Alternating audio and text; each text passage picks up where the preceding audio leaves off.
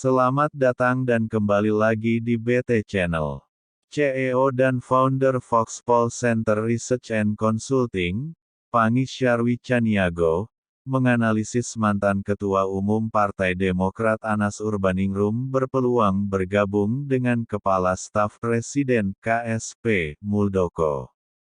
Tujuannya, menggoyang kepengurusan Partai Demokrat yang dipimpin Agus Harimurti Yudhoyono, AHY.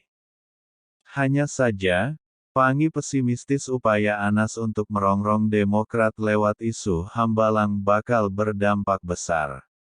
Sebab menurutnya, era kepemimpinan Susilo Bambang Yudhoyono, SBY, sudah berakhir. Anas disebut Pangy sebaiknya menggunakan cara lain kalau ingin melawan SBY. Anas bisa melakukan apapun, tergantung garis perjuangan beliau sebagai aktivis, yang beliau bilang perjuangan terhadap keadilan. Namun bagi saya Hambalang dan SBY sudah closing, nggak ngefek lagi.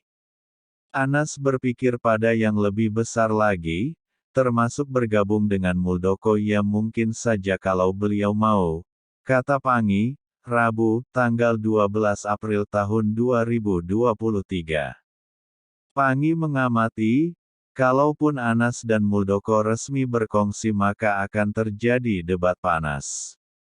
Pasalnya, ia meragukan upaya Muldoko merebut Demokrat sejalan dengan prinsip Anas dalam berpolitik.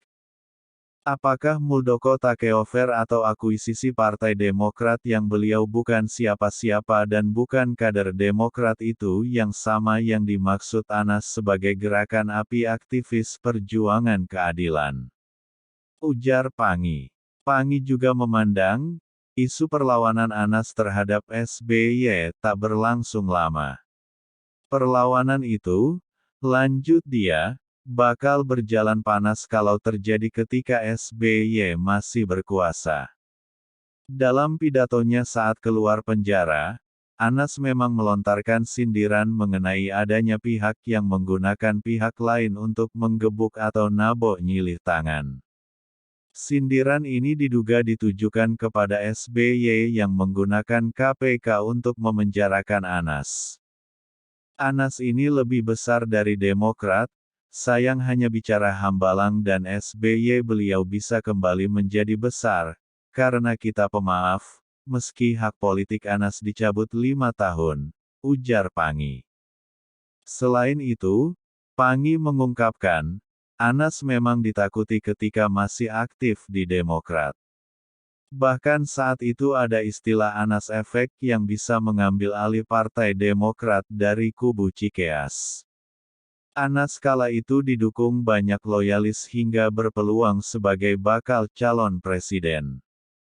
Kini, Pangy menantikan apakah Anas masih punya taji seperti dulu atau tidak.